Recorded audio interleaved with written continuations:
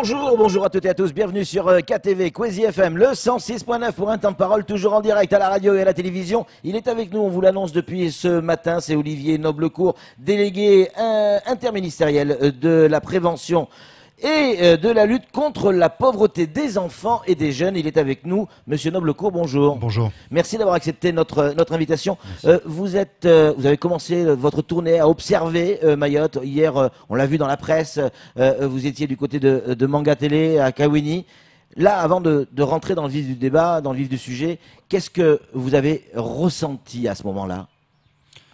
J'ai ressenti à la fois ce à quoi je m'attendais, c'est-à-dire le caractère totalement hors norme de Mayotte. Il y a ici des formes de pauvreté qu'on ne trouve qu'ici dans notre République, et il y a une fragilité du territoire qui est particulière. Donc ça, je l'écoute et je le regarde et Vous vous attendiez j'y travaille. à ce genre de triste spectacle? Oui, j'y m'y attendais parce que beaucoup de responsables sont passés ces dernières années, et que je suis dans le social depuis 2 décennies et que j'ai beaucoup entendu parler de la situation de Mayotte, que j'ai préparé ma venue évidemment avec les services, que j'ai lus, que j'ai déjà écouté avant. Moi, je suis là pour travailler et je suis là d'abord pour être efficace, et on ne peut le faire que si on le fait avec les Mahorais, en écoutant les réalités, en essayant humblement de les comprendre et pas en venant en cow-boy, en ayant le sentiment d'avoir déjà les solutions, sinon ça sert à rien. Donc après, on est toujours surpris par la confrontation avec le réel. Et moi, ce qui m'a le plus étonné, vous savez, des territoires difficiles, des lieux difficiles, j'en ai vu beaucoup, c'est l'incroyable jeunesse de cette population mahoraise. C'est le nombre d'enfants, de petits-enfants, vraiment, c'est ça qui, pour moi, tranche. Et c'est aussi ce qui me donne, on en parlait encore avec des acteurs associatifs hier soir, beaucoup d'espoir, parce qu'il y a finalement il y a une énergie, un nombre d'associations, de porteurs de projets, de gens qui ont envie de développer le territoire, qui est absolument considérable. J'ai senti, bien sûr, de la pauvreté, de la souffrance parfois, mais j'ai pas senti de désespoir. Votre analyse à vous, cette pauvreté vient d'où? Pourquoi Mayotte est pauvre? Mayotte est pauvre d'abord parce qu'elle souffre d'un déficit de développement ancien qu'on va rattraper avec des efforts dans les infrastructures, avec des investissements dans l'éducation, des investissements dans l'économie, des investissements dans les transports. Il y a un retard de développement considérable qu'il faut ici combler. Donc c'est la machine à remonter le temps dont vous parliez tout à l'heure. Donc bien sûr, il faut regarder vers l'avenir et il faut investir. Il y a un autre sujet, et c'est la priorité de l'État que le préfet rappelle en permanence, c'est qu'on ne peut pas s'en sortir ici si on n'a pas une lutte ferme contre l'immigration clandestine. C'est une évidence. J'étais hier avec des acteurs, une centaine d'acteurs réunis dans ce qu'on appelle une conférence régionale des acteurs. C'est pas un énième bidule ou une usine à gaz pour faire joli. C'est un endroit où on bosse et où on permet aux acteurs de terrain de faire remonter leurs priorités pour construire les politiques à partir du terrain.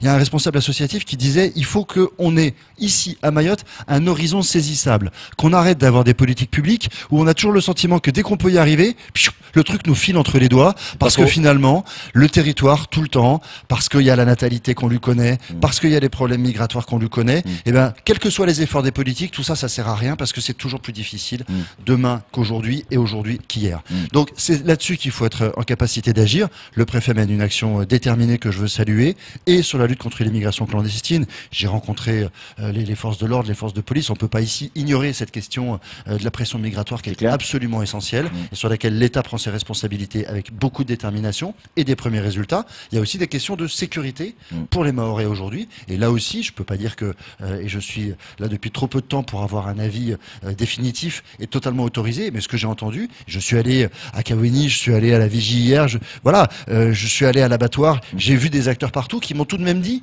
que la situation s'apaisait. Ça ne veut pas dire que tout va bien, c'est loin d'être le cas, mais que la situation s'apaise.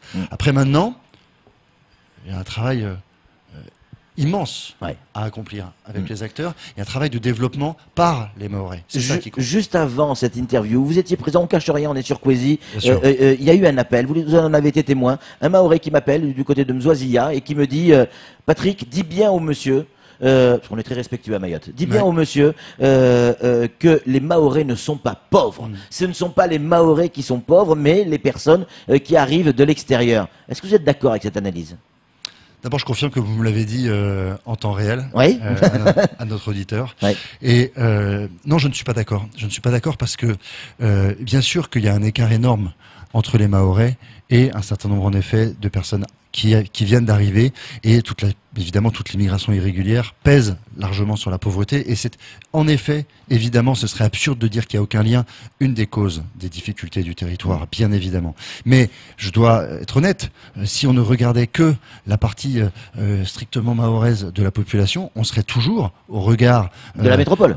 De notre République dans une situation de pauvreté, et j'ai été dans des quartiers, c'était hier à la Vigie, où vous avez dans des bidonvilles et dans des situations de vie qui sont extrêmement difficiles, vous aviez une partie non négligeable, un quart, un tiers de population mahoraise. Donc il y a aussi des vulnérabilités, des fragilités. Moi je ne veux pas qu'on porte la pauvreté comme un stigmate qu'on veut à chaque fois accoler aux autres et qu'on veut se refuser pour soi. Le sujet c'est pas de dire c'est mal, il y a des méchants pauvres d'un côté et puis non, le sujet c'est d'abord comment aujourd'hui, d'abord, on répond à la souffrance d'un certain nombre de personnes, notamment d'enfants, comment on apporte des réponses concrètes, l'accès à l'alimentation, l'accès à la santé, l'accès à l'éducation, comment ensuite on permet un développement ici, par et pour les Mahorais, qui permet de combattre la pauvreté et d'être dans cette dignité, parce que moi, ce que j'entends de l'auditeur qui vous a appelé, c'est d'abord une volonté d'être considéré, et c'est normal, en pleine dignité, et en disant, mais finalement, nous, on ne demande pas l'assistanat, on ne demande pas à ce qu'on vienne nous donner comme ça des subventions, des allocations, comme si on était à quémander vis-à-vis de la métropole. Je sais qu'ici, la population et le souhait des Mahorais, c'est la dignité, c'est l'autonomie par le travail, et c'est cette exigence-là qui doit être portée. Donc oui, il y a des sujets, évidemment, de lutte contre l'immigration clandestine. Oui, c'est la priorité aujourd'hui de Monsieur le Préfet, c'est une priorité des politiques de l'État, c'est une évidence, mais ne faisons pas de cette question-là l'alpha et l'oméga de tout qui nous empêche de penser le reste. Parce qu'il y a d'autres sujets. Il y a d'autres sujets. Il y a des sujets sur l'habitat, sur la santé, sur l'éducation, et on va aussi travailler les autres sujets. Monsieur Noblecourt, à Mayotte, on a minimum 2500 gamins qui ne vont pas à l'école. Est-ce que c'est pas là le début de la pauvreté? Bien sûr que oui, vous avez tout à fait raison. On dit souvent que le premier moyen pour lutter contre la pauvreté, c'est l'éducation, et dans la stratégie, absolument. Et dans la stratégie de lutte contre la pauvreté que je porte, nous faisons même remonter cet effort d'éducation à avant l'école. Vous savez qu'on a avancé à 3 ans l'âge de l'instruction obligatoire, parce que c'est les enfants les plus fragiles qui bénéficient le plus d'une instruction précoce, et on va même travailler avec les acteurs sur, pas forcément les mêmes crèches que ce qu'on connaît aujourd'hui, il y a très peu de places de crèche aujourd'hui à Mayotte, mais sur des capacités d'accueil des tout jeunes enfants, parce que c'est là qu'on va combattre en effet la pauvreté dès le départ, et notamment ses conséquences sur le développement des gamins. Après, on a un champ sur l'éducation qui va jusqu'à la formation, jusqu'à l'insertion. Il faut prendre l'ensemble des parcours de vie, et sur l'éducation, l'État est pleinement mobilisé. Vous savez que les moyens aujourd'hui qui sont mis par l'État, la façon dont l'institution scolaire, j'ai travaillé avec le vice-recteur et ses équipes, bien évidemment. Il se trouve que dans une vie antérieure, j'ai dirigé le cabinet du ministre de l'Éducation nationale, donc je connais bien la question scolaire. À l'époque de Madame Najat Belkacem. Absolument, absolument. Et nous avions déjà commencé un effort de rattrapage inédit en matière scolaire, qui est amplifié par l'actuel ministre Jean-Michel Blanquer. Et aujourd'hui, vous savez qu'il y a des logiques de réservation foncière pour construire des écoles en permanence, que l'éducation nationale pilote directement la construction de collèges et de lycées, et qu'on a un effort sans précédent d'investissement de l'État. Le problème aujourd'hui, c'est que la démographie, la natalité notamment, fait qu'il faudrait quasiment ouvrir une classe par jour, ouvrez. Donc c'est un effort considérable. Toutes les forces de l'État sont mobilisés pour y parvenir. Beaucoup de questions qui arrivent des auditeurs. Ouais, c'est normal parce que ça touche tout le monde. Dès qu'on sort dans la rue, la pauvreté elle est autour de nous, partout. Des questions. Alors je vais essayer de la résumer celle-là parce qu'elle est très longue. Hein. C'est ce que je vois là. Je pourrais vous la montrer. En gros, on nous demande comment vous allez combattre la pauvreté à Mayotte. Est-ce que vous allez faire en sorte qu'elle n'existe plus? Entendons par là régler le problème d'immigration, ou vous allez aider ces gens qui sont dans la misère à en sortir, c'est-à-dire aider l'immigration. Elle est tordue la question. Non, elle n'est pas tordue, je comprends. Mais les gens se posent ce genre de questions. Elle est totalement légitime, elle n'est pas du tout tordue.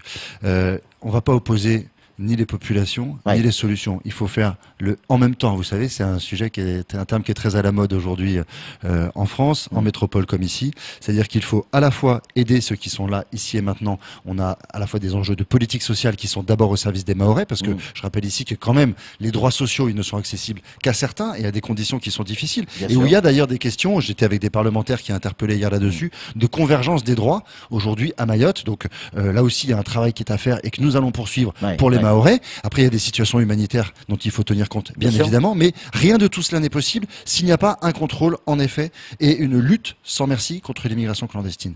Donc, cette lutte, elle est conduite, elle n'épuise pas le sujet de la lutte contre la pauvreté, donc je le redis pour votre auditeur, notre sujet de lutter contre la pauvreté, c'est pas seulement de donner des moyens à ceux qui viennent d'arriver et à ceux qui sont en situation clandestine. Ceux qui sont en situation clandestine, leur vocation n'est pas de rester sur le territoire. Donc on est très clair là-dessus, le préfet est extrêmement clair. Par contre, vous avez des gens qui ont des titres de séjour, vous avez des gens qui sont là depuis très longtemps, et donc vous avez aussi à tenir compte des réalités humaines et notamment de la situation de toute cette jeunesse, de tous ces enfants. Donc je le redis, on va travailler à la fois sur la prévention, sur la petite enfance, sur le soutien aux parents, sur le soutien à la vie dans les quartiers, aux associations. J'ai vu ça, mais ça veut dire quoi, soutien aux parents?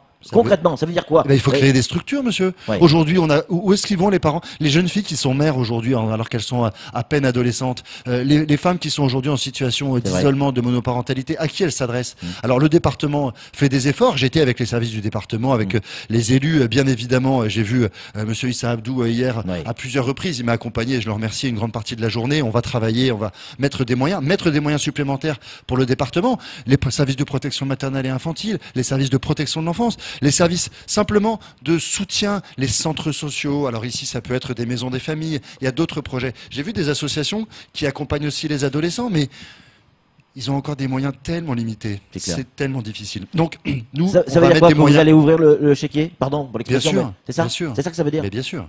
Mais si je viens vous parler, si je viens avec les réalités telles qu'elles sont ici à Mayotte, sans avoir le moindre moyen, ça n'est pas sérieux. Donc, ouvrir le chéquier, c'est votre expression, et je vous la laisse forcément parce que... Non, puis surtout, on est dans un rapport évidemment de responsabilité où c'est pas... Mais on vient avec des moyens, on va apporter plusieurs millions d'euros supplémentaires à Mayotte tout de suite, dès cette année. On peut avoir un chiffre précis? Là, par exemple, avec le département, on va rajouter entre 500 000 et 1 million d'euros tout de suite, que de la marge de manœuvre et que sur des politiques d'accompagnement. Donc, sur des structures, sur des postes supplémentaires, et on va en faire au moins autant du côté de l'État en propre. Après, il y a des moyens supplémentaires par la Caisse de sécurité sociale, il y a des moyens supplémentaires par Pôle emploi, il y a des moyens supplémentaires sur toute la partie insertion. Donc, bien sûr que oui. Vous savez, le montant total de la stratégie nationale de lutte contre la pauvreté, c'est 8,5 milliards et on va d'abord les concentrer sur 4 ans. Donc, ça va monter en charge ces prochaines années. C'est pour ça que une partie des crédits vont être fléchés en fonction de ce que les acteurs nous ont dit. C'est pas du bidon si 150 personnes ont bossé pendant des mois pour préparer les temps qu'on a eu hier matin, et s'ils étaient réunis hier, c'est parce que derrière, l'État va définir des priorités avec les associations, avec les collectivités et mettre des moyens en face. Et je le dis, le président l'a dit à plusieurs reprises, il faudra être très ambitieux pour des territoires, en effet, qui sont parmi les plus fragiles, mais aussi qui sont une partie de l'avenir de notre République, au regard de cette jeunesse. Et donc, bien évidemment, on vient avec des moyens. Monsieur Noblecourt, vous avez parlé tout à l'heure de l'éducation nationale. Vous avez parlé de ces gamins. On a parlé de ces gamins qui ne vont pas à l'école. Parlons de ces gamins qui vont à l'école et qui, et là je vais rebondir sur le sujet santé, qui vont prendre un repas à l'école, ce sera probablement le seul repas de la journée. Est-ce que là aussi, il y a moyen de trouver une solution définitive pour que nos gamins qui vont dans l'école de la République puissent avoir, j'allais dire, le même niveau en termes de nourriture, tout simplement, qu'en métropole? Bravo, mais bien sûr, vous avez parfaitement raison, c'est un point qu'on a identifié immédiatement. Il y a d'abord un sujet de la restauration scolaire elle-même. Ce que vous dites, il y a un repas, il y a des fois c'est une collation, c'est très très minimaliste. Et c'est le seul. C'est le seul repas de la journée. Il y a des gamins qui n'en prennent que la moitié parce qu'ils gardent l'autre partie pour d'autres enfants, pour des petits frères ou des petites sœurs. Donc il y a aujourd'hui une situation qui est terrible. Il y a 300 enfants aujourd'hui à Mayotte qui sont dénutris. Donc c'est la seule situation dans la République où on a ces phénomènes de dénutrition qui sont évidemment extrêmement graves en termes de santé publique. Donc la restauration scolaire. Il y a des projets aujourd'hui portés avec l'éducation nationale pour créer davantage, en effet, de services de restauration scolaire, pour créer des cuisines centrales. Aujourd'hui, il n'y a pas partout ce qu'il faut. Et puis, nous allons travailler, parce que vous savez qu'il y a un dispositif de la PARS aujourd'hui qui est largement insuffisant, incomplet. Nous allons travailler, y compris avec les communes qui le souhaitent, pour renforcer notamment la restauration scolaire dans le premier degré, à l'école maternelle, à l'école primaire, parce que c'est là que c'est le plus important. Donc oui, je vous le confirme. Je serai d'ailleurs tout à l'heure avec la Croix-Rouge et les fonctions de banque alimentaire sur des distributions alimentaires. Une des premières priorités que nous allons mettre en œuvre, c'est des moyens renforcés sur l'alimentation. Camard, qui sait redevenir sérieux de temps en temps, a une question à vous poser. Alors, je comprends bien que l'État est prêt aujourd'hui à mettre les moyens. Je reviens un peu sur l'immigration. C'est vrai qu'aujourd'hui, on le dit, la France est une terre d'asile, une terre d'accueil. Mais quand on regarde à l'époque, c'est vrai que l'immigration, elle était voisine. Aujourd'hui, le message est passé, l'immigration vient des Grands Lacs. C'est-à-dire que de l'autre côté, on met les moyens. De l'autre côté, on va construire des infrastructures mais on vient. 27 naissances par jour à l'hôpital, à la maternité de Mamoudzou. C'est-à-dire qu'on peut mettre les moyens qu'on veut, mais de l'autre côté, ça continue à arriver. Même si on fait déjà quelque chose, vous l'avez dit, pour ceux qui sont déjà sur place. Mais ça continue à affluer, ça continue à affluer. On va faire quoi? Jusqu'à quand l'État est prêt à mettre des moyens, alors que même l'immigration, elle vient de loin maintenant, elle ne vient pas que chez nos voisins? Alors, d'abord, je redis que l'action déterminée portée par le préfet, c'est une action qui vise à lutter contre l'immigration clandestine et à réguler ce phénomène qui aujourd'hui est attentatoire au développement de Mayotte. Donc on est extrêmement clair là-dessus. Les moyens sont mis, ils sont adaptés. Il n'y a pas d'ambiguïté là-dessus. Mais il n'y en a aucune. Vous entendez la moindre ambiguïté dans mon propos. Il n'y en a pas non plus dans la bouche de monsieur le préfet. Donc c'est extrêmement clair. Premier point. Le deuxième, c'est que ne faites pas de moi le spécialiste des politiques migratoires que je ne suis pas ici. Bien sûr. Donc si, voilà. Par contre, évidemment, j'ai rencontré les forces de police. J'ai rencontré les associations. J'ai écouté tous ces sujets parce que vous ne pouvez pas l'ignorer et tout ce que vous renvoie vos auditeurs ce matin, c'est évidemment que cette question, elle est majeure. Mais moi, ce qu'on m'a dit, c'est qu'on n'était pas encore sur la région des Grands Lacs, sur des phénomènes absolument massifs qu'on connaît sur d'autres populations, sur les Comoriens, sur d'autres. Donc on est sur quelque chose qui reste plus faible. Donc il ne faut pas non plus qu'on véhicule des représentations comme si ces filières-là aujourd'hui représentaient une menace quantitative à la hauteur de ce que vous indiquez là. Donc moi je ne suis pas devin, je ne sais pas ce que va être l'avenir là-dessus. On sait qu'on est sur des phénomènes régionaux, géopolitiques, hein, les grands phénomènes migratoires, ils sont compliqués. Aujourd'hui, on a une réponse de l'État français qui est claire, qui est ferme. Il y a un nombre de reconduites à la frontière qui est record ici à Mayotte. Il y a une politique de fermeté de l'État. Il n'y a aucun laxisme et en même temps, il y a une fidélité à ces valeurs de la République française qui font l'attachement des Mahorais à notre République. Une question, je vous la lis en direct. Ici à Mayotte, pour lutter contre la pauvreté, c'est déjà commencer à aligner les droits et les devoirs de la métropole à Mayotte et investir sur les infrastructures sportives et éducatives à Mayotte. Est-ce que le sport est un des vecteurs pour régler le problème de la pauvreté ?